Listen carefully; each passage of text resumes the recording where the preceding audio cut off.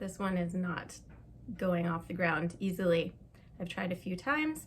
Anyway, welcome to the shit show. This is my knitting room. I'm Melissa. I am Stitches Be Slippin on Instagram. This is the Stitches Be Slippin podcast.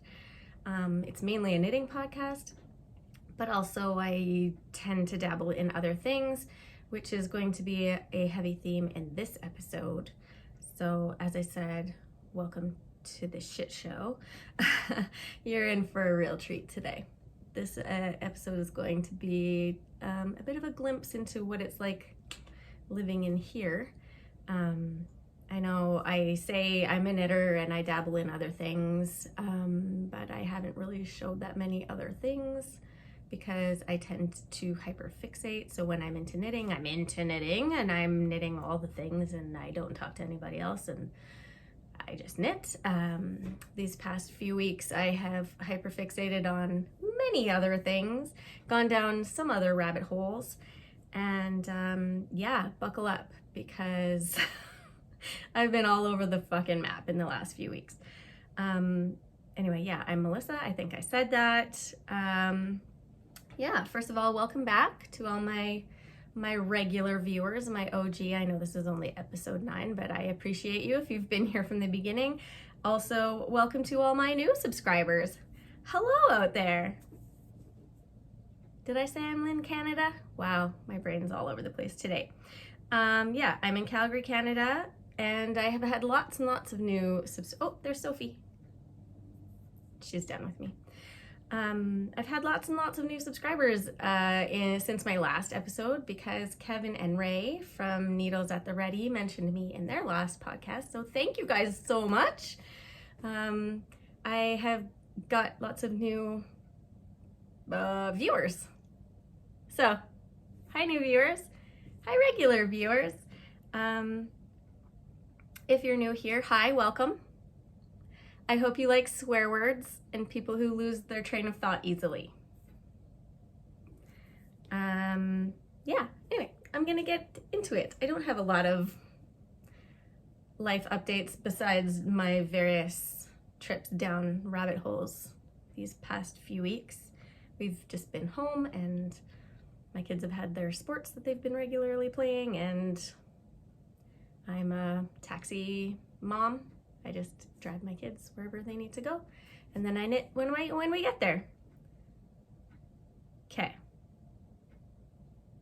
I don't think there was anything else I was going to talk about. So I'm going to get into it. I'm going to try and keep this episode a little bit shorter than the last ones, because who the hell am I to think that I can talk for an hour and a half? It's ridiculous. Yeah, so first of all, what I'm wearing, oh yeah, happy Pride Month. Lost it already. What I'm wearing. This is the Topaz Tea by 2 of Wands, and it is crocheted. So, yep, I started crocheting again. This is by 2 of Wands. I just said that. Holy crap. Yeah. So this was a very fast make because it's just mesh. It's a little longer, like, I don't think you can even, it's long. So I like to tuck it in. I got a tank top to go with it, but it's not quite long enough. So I tuck it in, and then I don't really care what it looks like in the back. But if I made it again, which I do think I might make another one in black because it's very cute and easily wearable. So yeah, I made this top with Lion Brand Kobu yarn in the colorway taupe, which is the color that the designer made her sample in, and I really liked it the way that it looked. And as if you watched my last episode, you will have seen that instead of ordering 2 skeins, I ordered 2 packs of 3, so I got 6 skeins of yarn, and I offered to give the other 4 skeins of yarn away to one of you. So I did a random number. Well, I got my phone, Siri, to pick a random number for me, and the comment that is going to win all these lovely skeins of yarn, I'm going to put the YouTube username down here, And if you can please contact me via email if I can drag this out long enough for that. Now I'm going to put my email address here, and if you can send me an email address with your shipping information, I will send you your yarn, and hopefully we can be twinsies. This was really, really easy to make, by the way. It's like you just make the mesh panel up. I can't remember, I think it started on the back. So the mesh panel all the way up to here, and then you do like just a little shaping here. Not really, I mean, crochet shaping is different than, but just to give that a little bit of shape there. And then you go all the way down the front, and then you're just like, it's easy. You can do it. Crocheting, super fast, so rewarding. And yeah, so that is my Topaz Tea by Two of Wands. And my only other FO that I have this week, I think, was a whip in my last episode, and I finished it quite shortly after that, so I had almost forgot about it. But this is the Rift Tea by Jacqueline Slack, and this is it.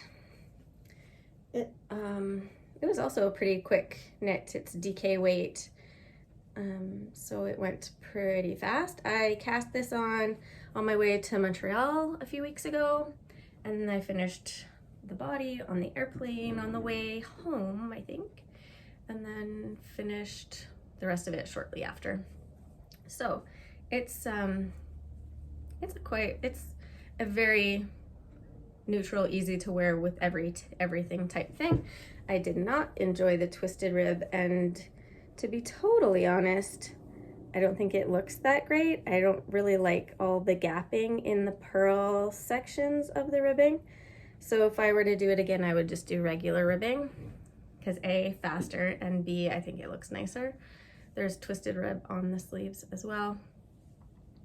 The other thing is that if I were to make it again, I would make the V-neck deeper, because when I put this on, there's a grid post on my Instagram feed with like this finished object information, and I'm wearing it, and you can see that the V-neck doesn't come down much like past here.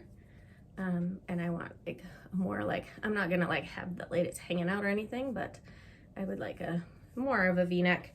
Anyway, it's nice, I like it. What yarn did I use? I used Rowan. I got this yarn in Chicago. It's right here. Okay. My sitting setup is also quite uncomfortable because there's like a little dresser right in front of me here. And so I can't sit and cross my legs, and that makes me, I don't know why, but it makes me very uncomfortable. And my pants are not as stretchy as I would like them to be right now. Anyway, the yarn that I used was Rowan Soft Yak DK. I got this in Chicago at, what was it called? Yarnify. And this is the color, well, the color name is called Cream, but it's much more of a like light sandy beige. The color number is 230. So that is what I used. It is, oh, the base, 76% cotton, 15% yak, 9% nylon, but it is a chainette construction. So I think the nylon, I don't know, I'm not gonna pretend I know how this is constructed, but it doesn't feel like a traditional cotton because of the chainette construction. I'm not sure if the cotton is blown into a nylon tube, or because it's 76% cotton, so I'm thinking that the cotton must be inside the tube because it wouldn't be as high a content if it was just the tube. I don't know. It's quite soft and lovely, and yeah, I recommend it. It's actually pretty light for cotton too. Like I find cotton yarn, especially DK cotton yarn, to be quite heavy, and it's pretty nice and light and drapey. So there you go for that one. Those are all my FOs. Nope, that's not true. I have one other FO, but it's not knitting. I bought an embroidery kit when I was at Knit City in Montreal, and I can't remember what I finished. I think I finished my Rift Tea, and I just needed a bit of a palette cleanser, so I made my little embroidery kit that I got. This is a kit by Knitted Bliss, and sorry, I'm gonna grab the box so you can see. You're getting a lot of views of my ass today, sorry about that. So this is the little box that it came in. Knitted Bliss stitching. I'll put a link down below to her shop, and any patterns, any yarn, any people, shops, podcasts, anything that I talk about, I'll put links in down below so you can find them. Someone said in my last podcast, someone commented that my show notes were spectacular, and boy did that pump my tires. I was like, yeah. Anyway, this is the, it's called If I Sits, I Knits. And that is perfect because, oh crap, it's a knitter wearing a knitted sweater, sitting and knitting a new sweater. And I do that all the time. This part was the last part, and it was, all this stuff was really fun because it was just like little bits at a time, and it went really fast. And then this part, filling in those pants, it was like, but it looks really good.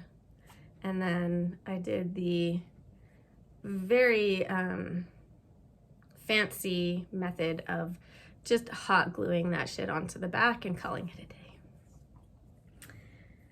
So she lives on my wall over there. I think I showed some of my wall last time with my, like if I'm sitting, I'm knitting, my Golden Girls, my cross stitch, my punch needle stuff, all that up there. So she lives up there now.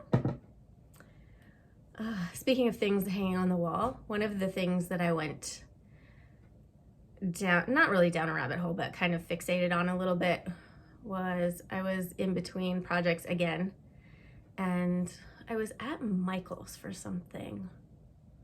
I can't remember what I was at Michael's for, but I came across those, do I have them there? No. Those like 3M like Velcro strips that you hang on the wall to hang pictures. And I had never seen those before. Like I've seen the Velcro or the command hooks and things that you can put on, but I had never seen the actual ones that you put on the back of a picture frame and use it, and it like has really sort of like intense Velcro kind of situation, and that's how it hangs up on the wall. And I've had a number of picture frames and things on the floor of our bedroom for, I shit you not, no less than 10 years, waiting to get hung up on the wall. Our wall has been completely empty, waiting for those pictures to hang up. Like they're baby pictures of my son, who is now 10 years old, and my other son, who is 8 years old, and like school pictures and all that kind of stuff. And so I found these command strips at Michael's, and I was like, let's do this, because I don't want to put a million nail holes on the walls and stuff. Anyway, I did that. I hung up all those pictures, and my husband came home. He came upstairs, and he's like, oh, this is so nice. It's like we live here. So yeah, pat on the back. 10 years later, I hung up those pictures. Yay! And I know I'm not the only one, because there are a lot of things, a lot of like memes and things on Instagram about all the picture frames and things. I'm just making sure my phone doesn't fall down. Yeah, I feel ya. You can get to it one day. What is next? Okay. I'm not entirely sure what's going to come out of my mouth next, but I am entirely sure that it is going to be on the salty side. So, I mean, I don't think I'm gonna lose you if I swear a bit more, because after that intro, and I think I swore like 3 or 4 times in that intro, so I think anybody who was offended by that has already moved on. So this, oh man, where to start? I think, again, I was in between projects, or in between hyperfixations, I should say. And someone,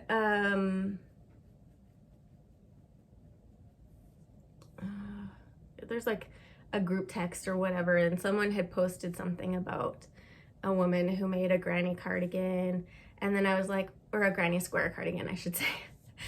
And I was like, oh, I want a granny square cardigan so bad. I keep seeing them everywhere and I want one so bad, and I can crochet. Like, I was like, it would be really fast.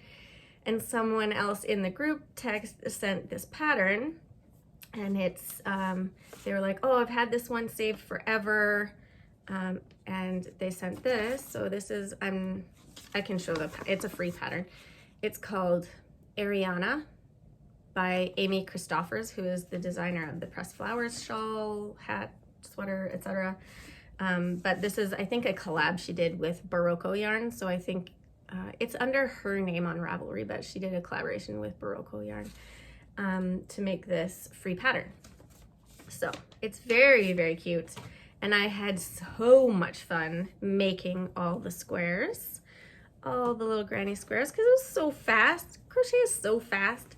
There were 100 million ends, but I was like, I'm so smart. I'm just gonna like crochet over all of my ends and then snip them off, and that'll be fine. And for the most part, that went well. When I started joining all of the squares, it started going south a little bit. Some of them I snipped a little too short or didn't crochet over enough of, and some things started falling apart. But I remedied those. It was okay. Anyway, once I started joining, things went really, really south. First of all, let me show you my colors because they're beautiful.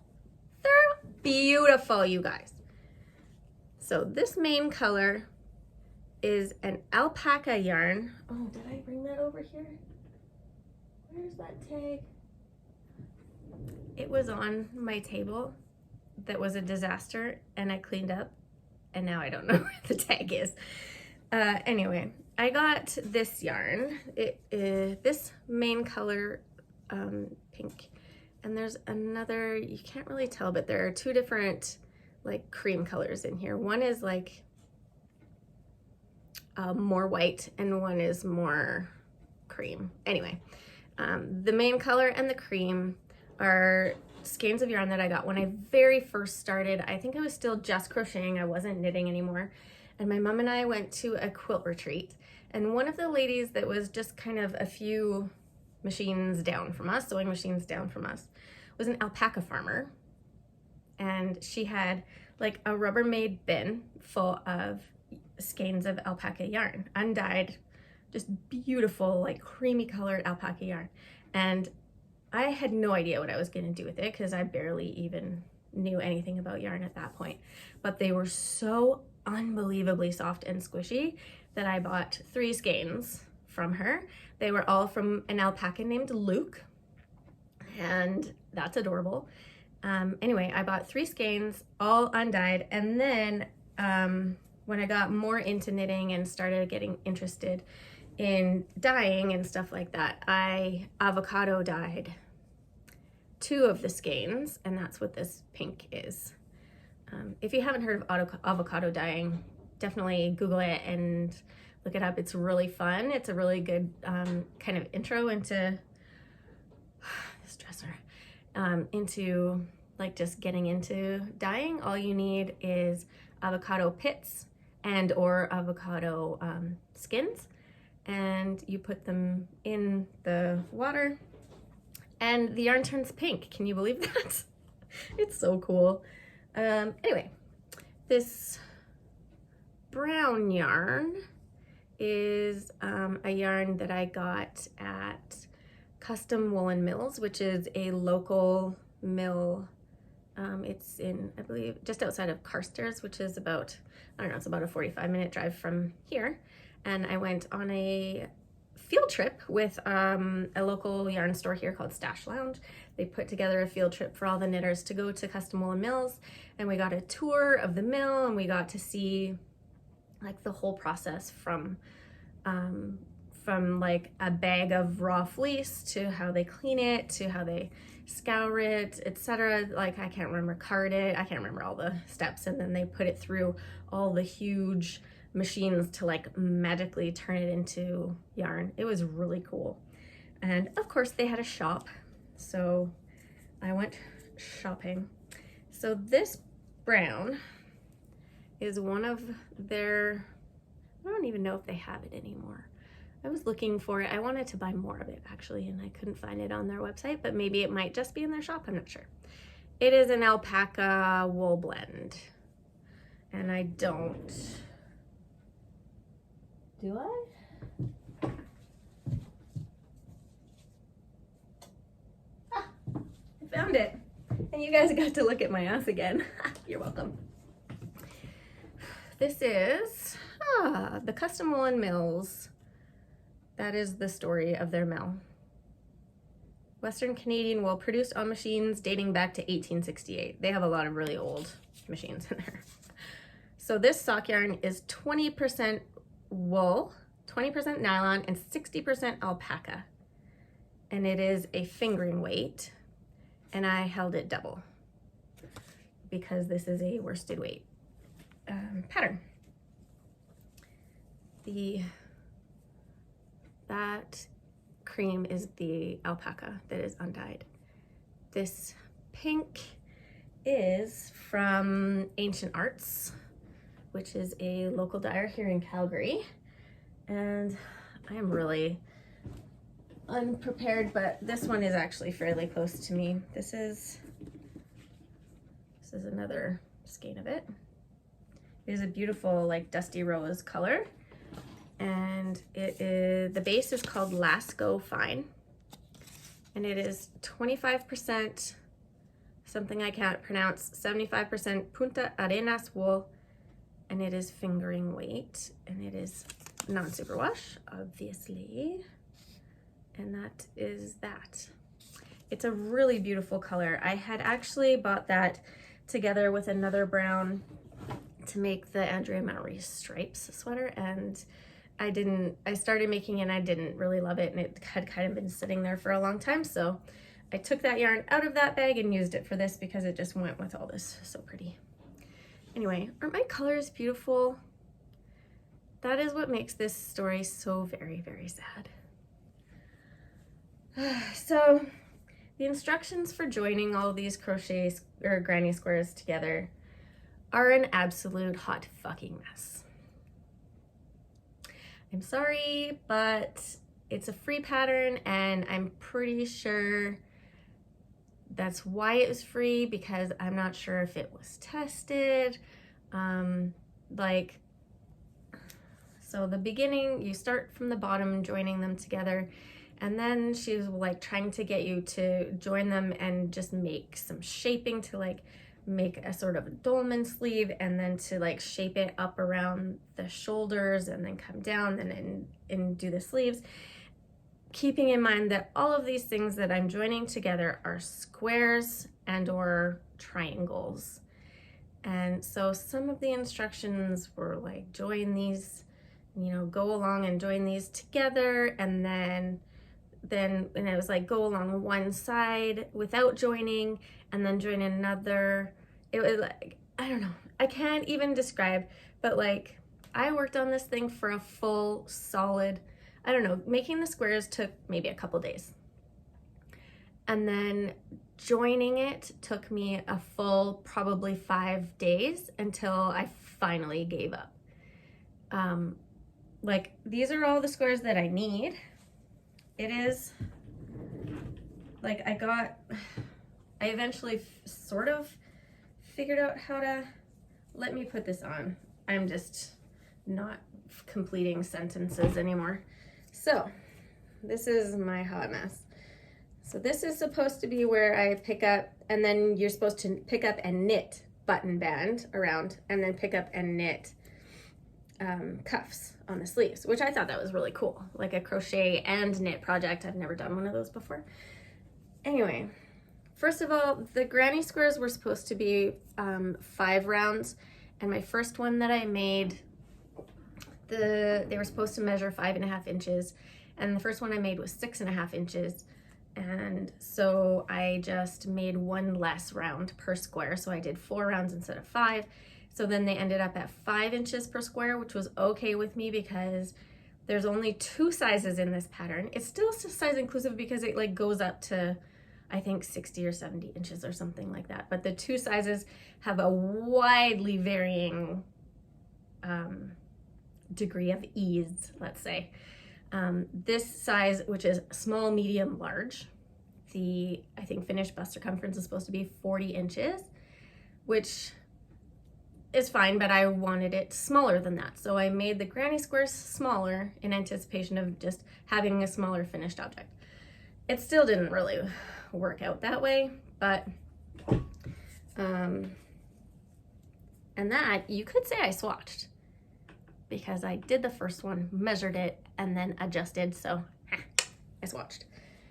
So anyway, this and this are supposed to line up here, and then it's, oh God, where is it? And then this is supposed to go up and around and down here. Well, the instructions for like attaching everything together to create the sleeve were like just nonsensical. I could not, and like it's just like, this is the diagram of how to put them together, but it wasn't like this before. I had to like cut it apart and tape it together so it made more sense in my brain because it was flipped. Like if this part was like this, then this was flipped this way. So all of these numbers here line up with these numbers here, but it was flipped and I couldn't, my brain couldn't understand it. So it's supposed to, you're supposed to like go up from here and then over and down, and like that makes it look really easy. Like it should just be like flat joining. Anyway, I can't explain why it was so terrible, but I gave up. I threw in the towel. When I got to this point and like I had to rip out some squares and redo them because there was just no way that there was gonna even join a tube for a sleeve. And like this, it's a fucking hot mess, you guys. Sorry to keep going on so long about this, but I'm so disappointed. It is going to be so beautiful. I ran out of yarn. I ran out of this pink main color. So I was gonna do the button band and cuff in this. This is another skein of alpaca yarn that I just got. My friend Karina gave it to me. She's the one that's moving to Houston and was destashing her yarn. She did a final destash at our knit night last week, and I got 2 of these. And it's also alpaca and squishy as all hell and just scrumptious and delicious. And I was like, ooh, I can use those for that button band and cuffs. But I'm not gonna waste that yarn because I already wasted a shit ton of yarn in here. Does anyone have any suggestions? Not suggestions of how to fix this because I'm over it. I am past it. I was on the verge of quitting multiple times and kept going. I was like, no, I can do this. I can figure this out. Probably 3, 4 every day. I wanted to quit at least a few times a day. And once I finally got somewhat figured out how to like connect the sleeves so that they made tubes and sort of join it, like it's, you can't, it's just, so, I mean, I could probably like unjoin all of them and use them for a blanket or something like that. But I had to unjoin a couple of them, and I don't know. Going one way backwards in crochet is really easy because you just pull it all out and it just all magically comes out. But when you're going the opposite way, you have to actually pick out every stitch. I guess I could just, I don't want to ruin or waste all of that. That's 2 full skeins of yarn that I used for joining it, and I don't want to waste those. So if I just cut them so I was always ripping out an easy way, then I would just have a million strands. I don't know. I'm very depressed about this. Yeah, I might just throw it across the back of my knitting chair and look at it, how pretty the colors are. I don't know. Does anybody out there want me to send this to them and send the pattern with it, and then you can fix it for me and send it back to me? Oh, I'm so sad. Anyway, it's also living in this beautiful bag that I got at Knit City from Botanical Yarn. She's based out in the UK. And the pink just spoke to me. I'm gonna take this off because it makes me sad, and put it over there where it can think about what it did. That is my sob story. I know that it was pretty much incoherent and didn't make sense. Just come out of it with the general, I don't know what the word I'm looking for is, but resignation and sadness. That is what happened there. That wasn't actually as salty as I thought. I thought I was gonna really go, my phone is going to fall down. It keeps, tack that tape down a little bit more. Oh, there we go. Okay, I have a few whips. Last time I showed my painting that I got from Hello Stella, and I've been working on it a little bit. It takes a long time to paint these things, you guys. Holy crap. I thought, it'll be easy. So this is how much I've gotten done so far. This is how big it is. I'd say I'm probably between 1/4 and 1/2, maybe 1/3 done. This amount of painting here that I have done is like 6 hours of painting, you guys. Oh my God. You have to change colors a lot. I try to do all the same color all at once, but yeah, there's just a lot of colors in there, which makes it really pretty. But at the same time, I'm not gonna say anything bad about it. It's actually pretty fun. I feel very like artsy when I'm doing painting. I don't know why. I've never painted anything before, so that's what this is. Yeah, like I said in my last episode, I pre-ordered this a while ago, like a couple months ago, when Hello Stella, she's a yarn dyer, she was doing a pre-order with a bunch of paint by numbers kits, and then she was dyeing yarn to match them. I didn't get the yarn, I just wanted the paint by numbers kit because it intrigued me. I will finish that one. I will not throw that one away because it's very pretty, and I now have the means to hang it up, so it probably won't sit on my floor waiting to get hung up for a million years. What else? Oh, I'm also going to, so that's, I went down crochet, I started painting, and then my next thing that I am going to hopefully not get completely obsessed about is sewing garments. Look at me go. Yeah, it hasn't gone yet, so I can't really say that yet, but I'm going to make the estuary skirt by So Liberated. I'll put a picture up here of how super cute this skirt is. I've seen so many people wear it, a lot of makers that I follow also sew garments, and this seems to be just like a staple that everyone makes and looks amazing on every single body. And yeah, so I was like, my friend Karina, who I got that yarn from, she posted some pictures recently of a bunch of different garments that she had made, and this was one of them. And I was like, okay, fine, I'm going to make one. So I bought the pattern.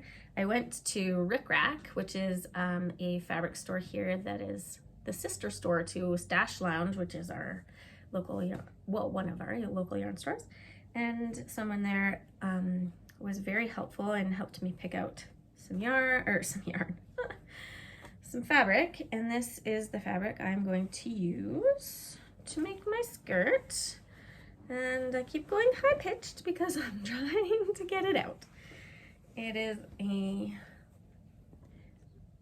just looks gray, but it actually is like a nice sort of blue and white mix.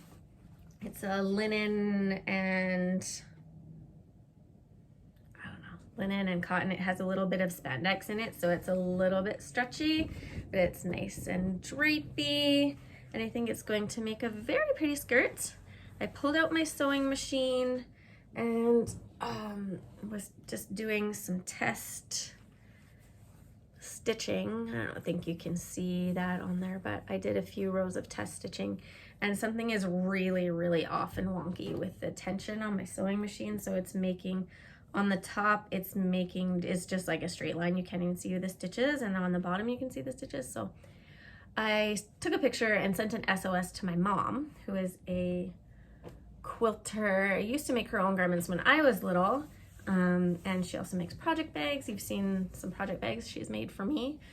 So she's very well versed in sewing machines. So I texted her, and then we talked on the phone, and she said she's actually coming into Calgary in the next few days to go to the quilt shop, and she's going to come and help me. Yay! So she's gonna help me either figure out what's wrong with my sewing machine, or she's gonna bring one of her sewing machines so that I can get this done if something needs to be fixed on my machine. So yay, I think she's coming tomorrow, and I hope to have an FO very soon because it's a beginner pattern, so there's not a lot of sewing to do. I've cut out all the pieces. I'll put a picture here. My kids were very intrigued in what I was doing yesterday when I was crawling around on the floor for an hour and a half cutting out pieces for my skirt. So they're going to be very interested in when I finish it. They're going to be like amazed. My other whip that I have is my Pure Joy shawl by Hohi Locatelli. It still looks exactly the same, so I'm not really going to show it here, but I'm hoping it will be an FO next time. I'm almost finished the 5th wedge of blue, and then after that it's just one more accent color back and forth, and then I put on the big wedge at the end. So I'm hoping I can finish that for next time, because it's actually the only active knitting whip that I have right now. But that might change soon, because as soon as I'm finished doing that, I'm planning to cast on the Velcore by Andrea Mowry. I talked about that last time. I was influenced heavily at Knit City to buy yarn for that. I have my yarn in here. It's not wound up yet. This is going to be my project bag, so I thought I would share it. This is a bag that I also got at Yarnify in Chicago, and I think it's a local. It says Stashums Markhams, handmade by Leslie. I don't know if you can see that, it won't focus on it. I tried looking it up when I talked about my acquisitions from Chicago and couldn't really find a website, Etsy shop, anything like that. So I think you probably just have to buy them from Yarnify. But it's got lots of yarn and knitting, and it says knit together, and I like it. It's a nice big drawstring bag, which is awesome. Okay, now I bought the main color for this, you've seen in my last episode, from Montreal, from Emilia and Philomene. It is not quite as bright as that. That's probably a little bit better. It's a creamy beige-ish, so that's going to be my main color. Did I say I was going to put a picture up? This is what the Velcore looks like, and this is going to be my color underneath. It calls for 3 colors, but the third color is, I think, only like I think you only need 10 grams of it or something. And it's just to make a couple of extra stripes in there somewhere. And I don't need those extra stripes, so I'm just gonna do one main contrast color underneath. And this is from Megs & Co. It is 100% Blueface Luster Superwash Wool, fingering weight. Megs & Co. is a dyer in Rochester, New York. I think she's in Rochester. I shouldn't say that. My friend Karen, who was on my last episode, gave this to me for Christmas, and got it at the local yarn shop there called Lift Bridge Yarns. And I think this is going to be absolutely perfect as the contrast color underneath. It's variegated. It's got lots of really beautiful colors in it. And sometimes you don't know what to do with these skeins that are so pretty but have all those colors in it, because if you knit it all together in one, sometimes it gets a little busy and whatever, but with this cream, I think it's gonna be good.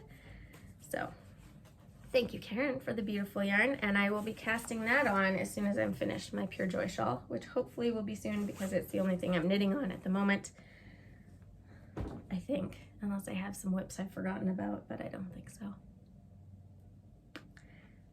Yeah, so for acquisitions, I'm trying to put a hold on acquisitions since I've acquisitioned the shit out of myself recently. If you've watched my last few episodes, I went to Chicago, went on a little yarn crawl by myself and bought all the yarn in Chicago. Went to Knit City, Montreal, bought all the yarn there. So I'm trying not to buy any more yarn. My alpaca yarn that I got from Karina doesn't count because it was free $99. So I have to figure out what I'm going to make with this. I don't know what I'm gonna make with it. It's just, can you feel, you know you can't feel it, but just look at how squishy it is. And it's so soft. Can you see it? It's like a little, no, you can't see. A little tiny halo. Oh, it's so beautiful. Yeah. Yeah, Knitting Clans, Filacore. Yeah. The only other thing, I haven't talked about things from my knitting room for a while, so I thought I would do that today. I'm doing pretty okay for time right now. So I will show you what I do for needle storage, which a lot of people have a lot of different methods. All the methods are fine. If you just have knitting needles all over your room, great. All the power to you. I can't handle that. I need to have them organized in some way or my brain will explode. So we have these at the shop at Polka Dot Creek. I think I said at the beginning, I am a yarn dyer. I work at Polka Dot Creek. And we have a retail shop as well as a yarn dyeing studio in the back. We carry almost exclusively Polka Dot Creek yarn, but we also have a few commercial dyed yarns, and we have lots of different notions and things too. Lots of knitting needles and accessories, and this is one of them. I'm not getting paid or endorsed by this. I just love it. When we got these in the shop, I bought 2 of them, and I'll show you both. So this is by Knit Picks. And it is one of my binders for storing my needles. It opens up like this. I have 2 sets of ChowGoo interchangeable needles. These are my 4-inch tips. The other ones are 5-inch tips, and they're in my other binder, which I'll show you later. But these are all my tips. Well, those are some of the tips, and then the bigger ones I have in the back. There's the bigger, fatter ones that go in the back. These are zipper pockets. I don't have anything in them at the moment, but so yeah, those are my needles. And then this is where I keep my cables. These are the large join cables. Those are large join cables. These are my small join cables. More small join cables. And this makes my life a lot more organized feeling, let's say. This is the other one. It's a rose gold. Same thing, same binder. You can also buy, I can't remember which pages it comes with. It comes with some pages, and then you can also buy other pages and add them in if you need more of them. Like you can buy more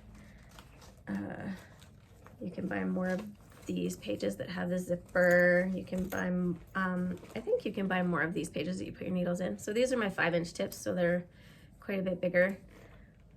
When I started knitting, I ordered an interchangeable set, and I ordered the 5-inch set, and then I realized that 5-inch tips are great, but aren't the greatest for all, mostly short circumference. Like if you're making a hat or something like that, the 5-inch tips are too long. So I ordered a 4-inch tip set, intending to get rid of the 5-inch set, and then just eventually just kept it because it's actually kind of nice to have 2 different sets of the same. Like if I am already using my 4mm needles, I can use my 5mm for something. 5mm needles, oh my god.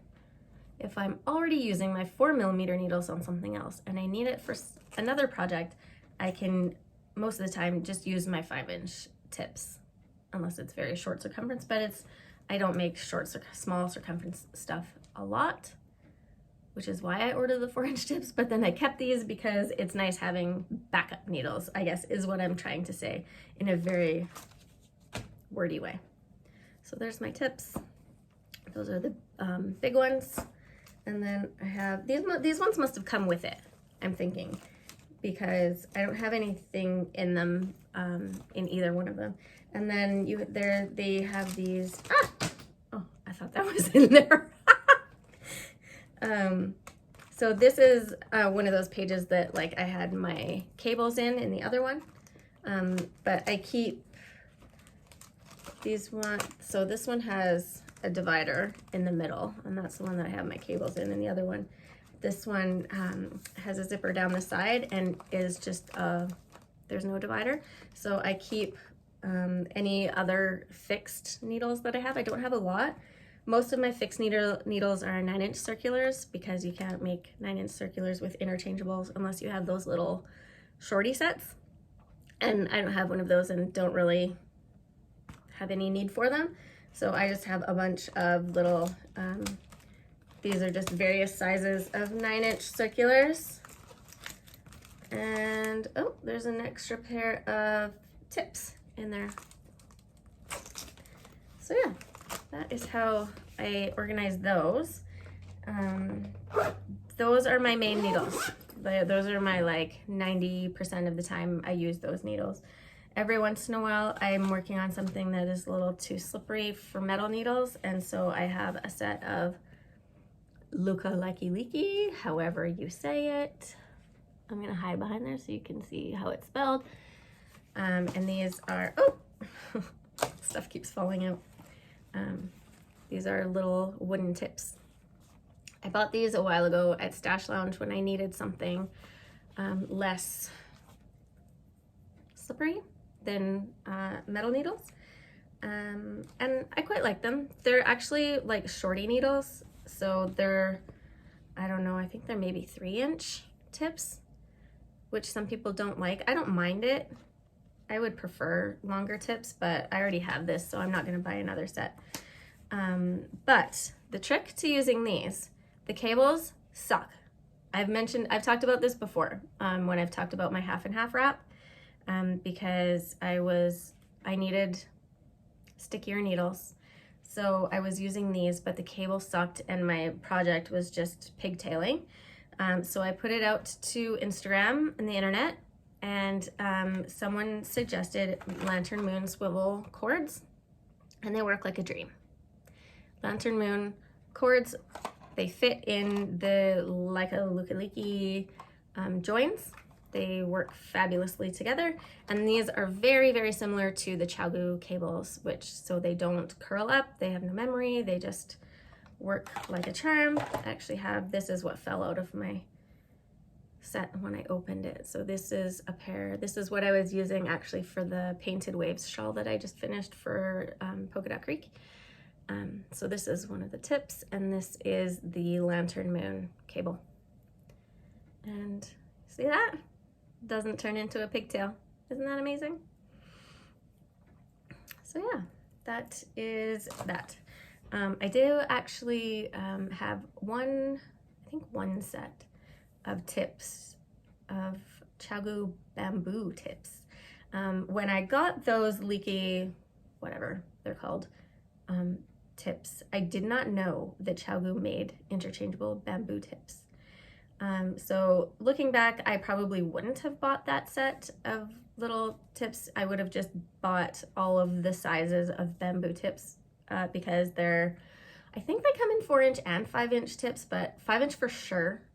And wouldn't you know that now we have all of those bamboo tips in our shop at Polka Dot Creek. So she just got all of those bamboo tips in. Well, she's got all the tips.